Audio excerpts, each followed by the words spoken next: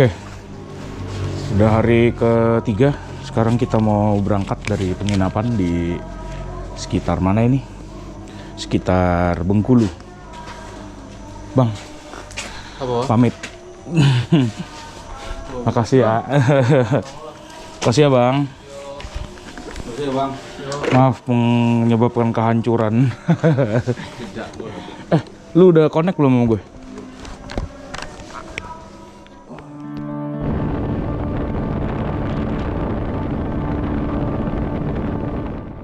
Akhirnya tiba juga di dalam perjalanan hari ketiga. Di episode keempat kali ini, saya akan bercerita mengenai perjalanan saya dari Bengkulu ke Indrapura. Terus terang, ini adalah salah satu perjalanan terberat saya dalam menuju kilometer 0. Kami berangkat dari Bengkulu sekitar pukul 4:30 pagi.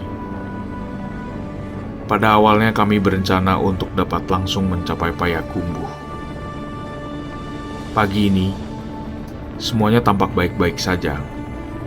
Istirahat kami cukup, dan kondisi kendaraan semuanya dalam keadaan prima.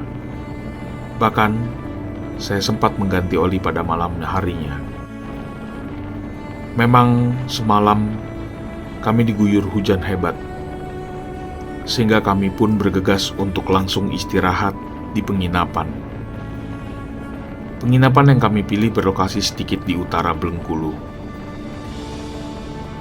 Dari Danau Ranau menuju ke Bengkulu itu sudah mencapai 450-an kilometer. Dan hari ini kami juga berencana untuk langsung ke Payakumbuh, yang berjarak kurang lebih hampir 650-an kilometer. Payakumbuh saat ini menurut informasi tidak dapat dilalui menggunakan jalur Padang Panjang karena sedang dilanda banjir, yang membuat kami akhirnya akan melalui jalur Solok via Danau Singkarak. Sehingga kami berpikir perjalanan harus dimulai sejak pagi hari buta.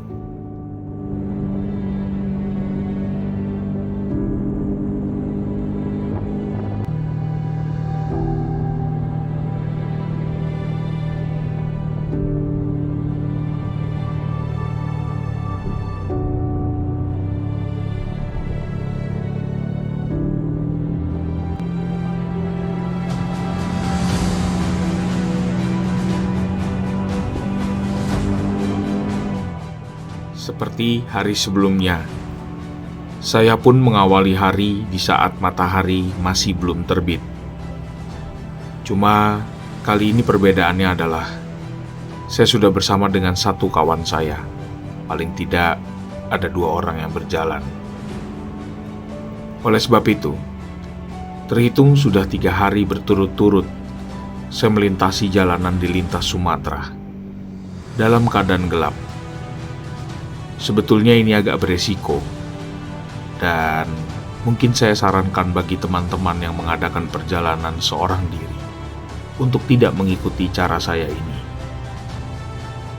Cuma pertimbangan saya melakukan perjalanan dalam gelap karena saya harus mengejar waktu dalam perjalanan.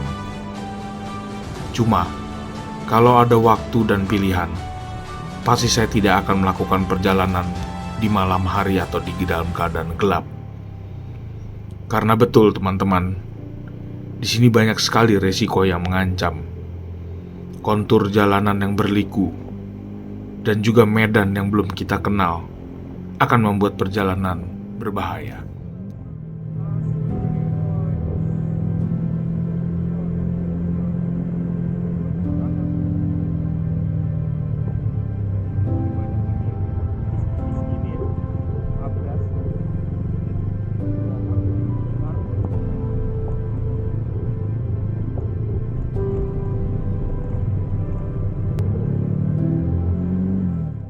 Pagi ini, cuaca sangat menjanjikan.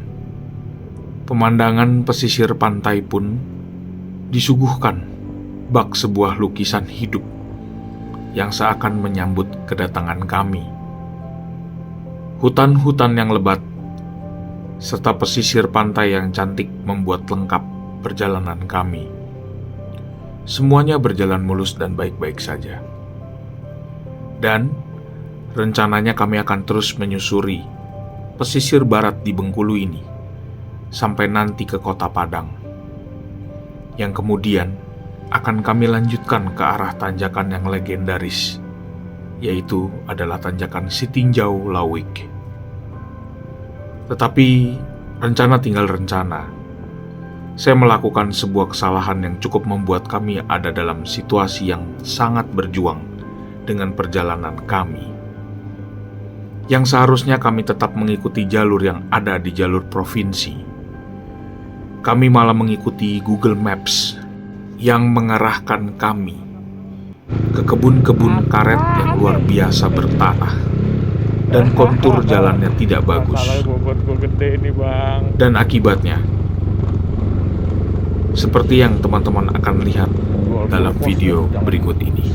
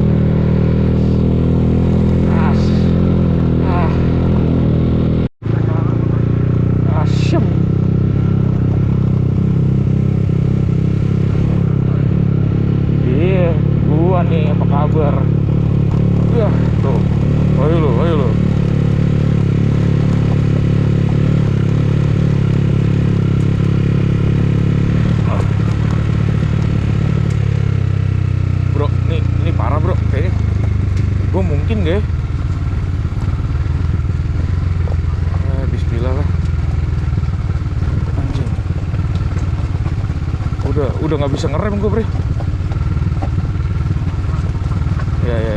Ya. Udah. Anjing. Aduh. Ya udah. Gue selamatan diri dulu.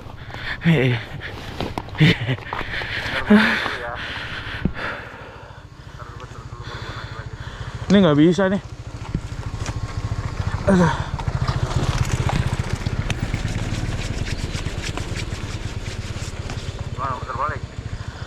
Puter balik juga udah nggak bisa nanjak kayaknya ya.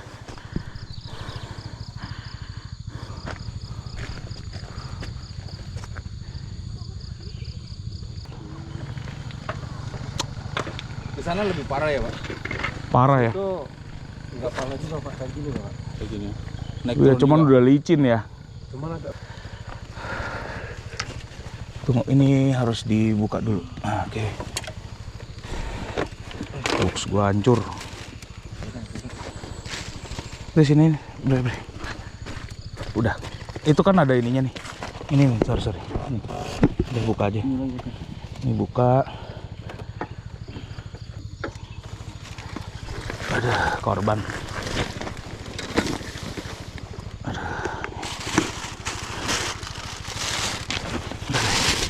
Dulu deh. Bisa. Iya. Sedikit kayak gini. Ya paling nggak pakai itu, ya apa pakai webbing gue.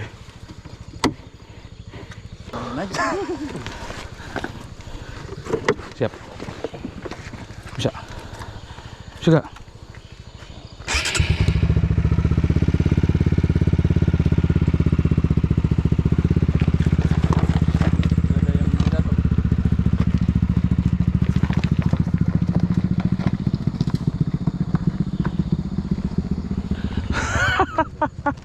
Korban. Apa-apa langsung aja nanti, Pak. Kenapa, Om? Jatuh. Mantap lah, bocah. Disasarin. Disasari di kebun karet, guys. Bawaannya banyak banget sih. Nah, motornya nih.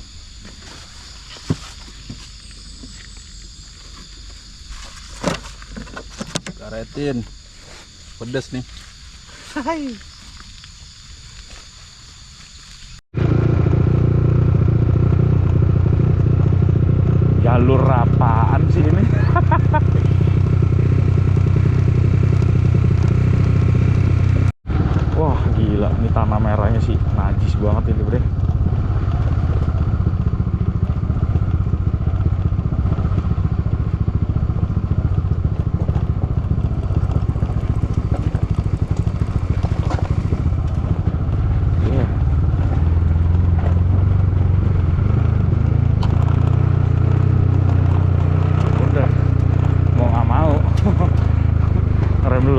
rem dulu. Anjing. Turunan tuh jauh lebih ngeri gue. Tanjakan aja deh. Oke.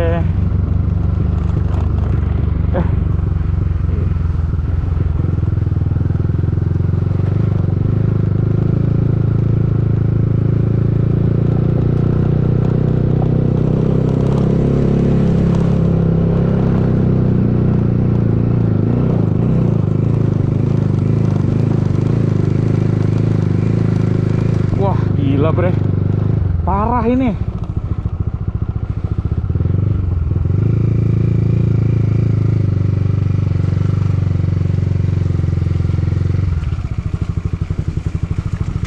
Yang suruh nih biji dua tuh siapa?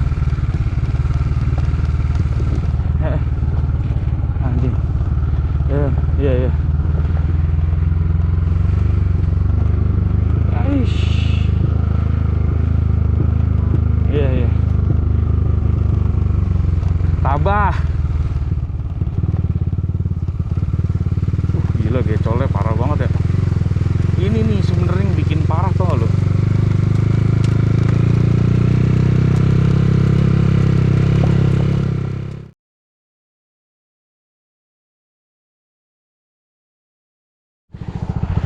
Emang trek ini tuh susahnya tuh pas turun.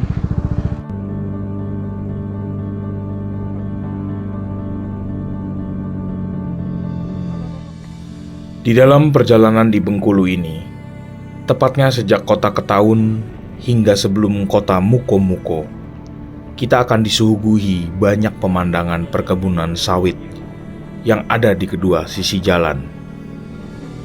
Memang, salah satu penghasil sawit terbesar di Indonesia dihasilkan dari Pulau Sumatera dan Kalimantan. Tidak heran di Sumatera ini, kita akan melihat banyak sekali perkebunan sawit di sisi jalan. Seperti yang dapat kita lihat bersama, jalanan di tengah kebun sawit ini sangatlah mulus dan sepi. Kondisi ini sangat enak untuk dilalui dengan kendaraan, tetapi juga sekaligus berbahaya, terutama di malam hari, karena kita akan berhadapan dengan gelapnya perjalanan dan rawan atas hewan liar dan juga ancaman dari orang yang berniat jahat. Saya menyarankan untuk tidak melakukan perjalanan di sekitar sini pada malam hari. Sebaiknya, jika ingin melewati daerah ini, batas akhirnya adalah kota Bengkulu. Jika dirasa tidak bisa mencapai kota Muko-Muko dalam keadaan terang, kota Bengkulu ke Muko-Muko berjarak kurang lebih 265 km dan ditempuh sekitar 5-5,5 jam. Sebaiknya diperkirakan oleh kawan-kawan untuk bisa menghitung apakah mungkin dilalui dalam keadaan terang atau tidak. Di samping itu, sekitar perjalanan 265-an kilometer ini nyaris tidak ada SPBU Pertamina, dan juga sangat jarang Pertamini yang buka, sehingga dalam perjalanan ini wajib untuk dapat memperhitungkan kondisi bahan bakar. Sungguh beruntung, walaupun sempat mengalami insiden terjatuh, kondisi motor ini masih sangat baik. Tidak ada bracket patah atau stang hancur. Semua tercover oleh sidebox dan juga crash bar yang terpasang di motor saya. Mungkin inilah fungsi beberapa aksesoris yang menyelamatkan motor saya.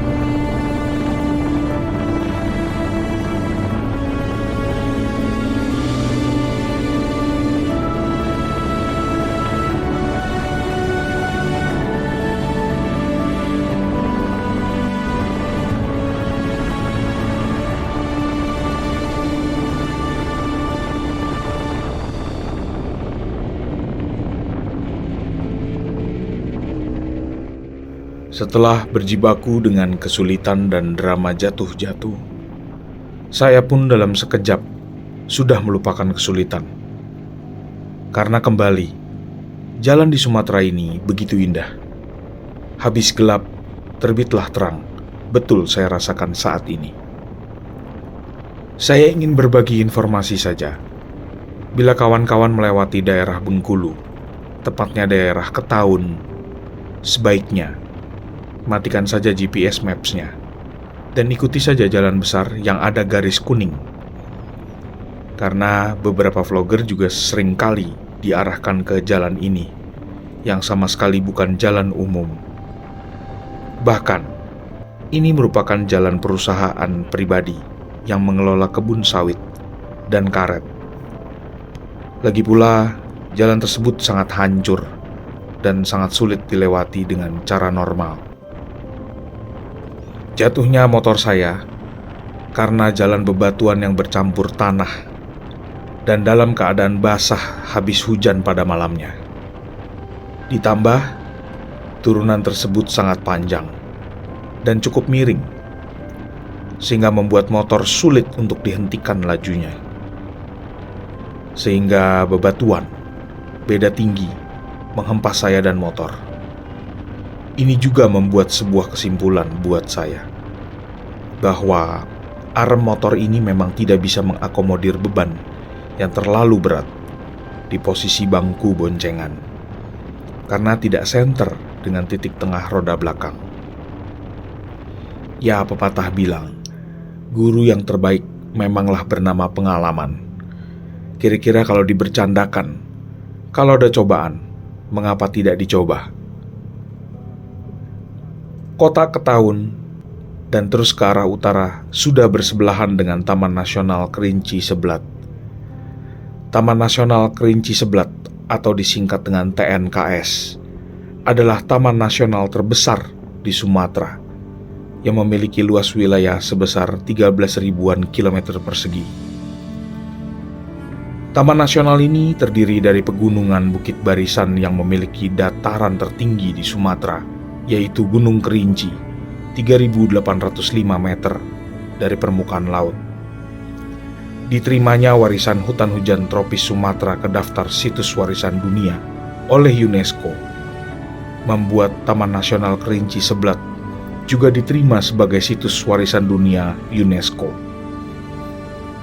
Kawasan Taman Nasional Kerinci Seblat merupakan kawasan konservasi daratan terluas di Indonesia, yang dinobatkan sebagai situs warisan dunia oleh UNESCO semenjak tahun 2004, dan juga sekaligus merupakan habitat dari berbagai flora dan fauna dan endemik seperti harimau Sumatera, gajah Sumatera, beruang madu, tapirasia, rafflesia, Taxus sumatrana, Pinus mercusi, strain kerinci, dan lain-lain.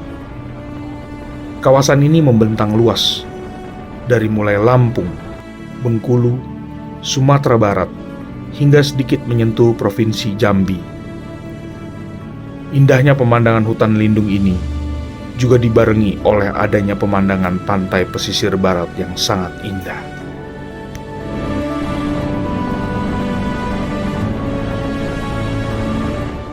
Dengan adanya Gapura Selamat Jalan Kota Bengkulu, ini juga berarti kita sudah memasuki provinsi baru, yaitu adalah Provinsi Sumatera Barat. Provinsi Bengkulu berakhir di kota Mukomuko.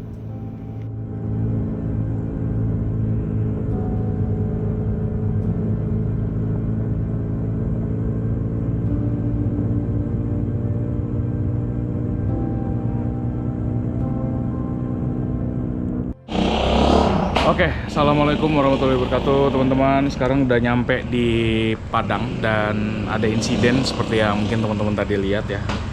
Jadi motor saya sempat jatuh karena disasarin Google Maps masuk ke kebun-kebun karet yang licinnya bukan main. Jadi saya rasa mungkin siapapun yang masuk pasti jatuh kalau bobotnya kayak gini, gitu ya. Jadi ya alhasil ininya pecah nih teman-teman. ininya pecah, terus engsel-engselnya ya tuh ya teman-teman ya, engsel-engsel pecah sini, jadi saya karetin ini. Jadi ya jadi aut-autan ya schedule ya. Yang harusnya kita mungkin udah nyampe Payakumbuh atau mana, ini sekarang masih mau mengejar ke Mandeh dulu gitu teman-teman. Ya namanya juga touring pasti ada cerita-cerita begininya ya. Ya udah gitu aja teman-teman, doain saya terus ke kilometer 0.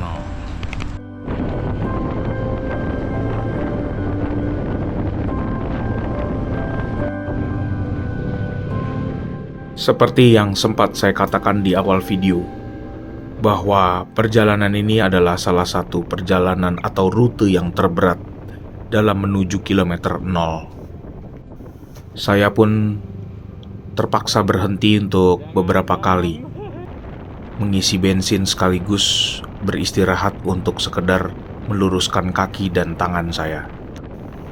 Jatuhnya saya mengakibatkan ada luka sedikit di tulang kering karena protektor yang saya pakai sempat bergeser. Tetapi overall kondisi badan masih sangat fit dan bisa untuk melewati perjalanan.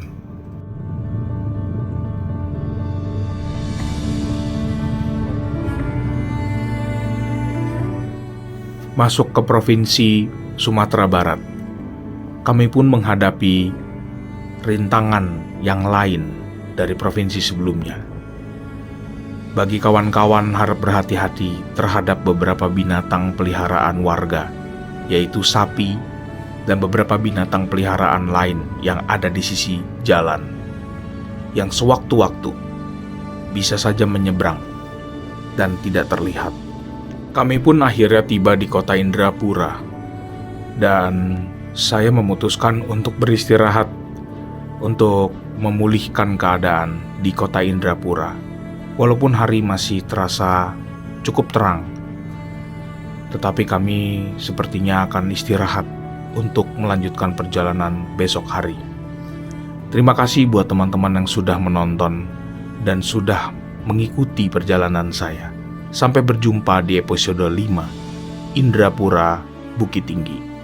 Assalamualaikum warahmatullahi wabarakatuh dan Shalom.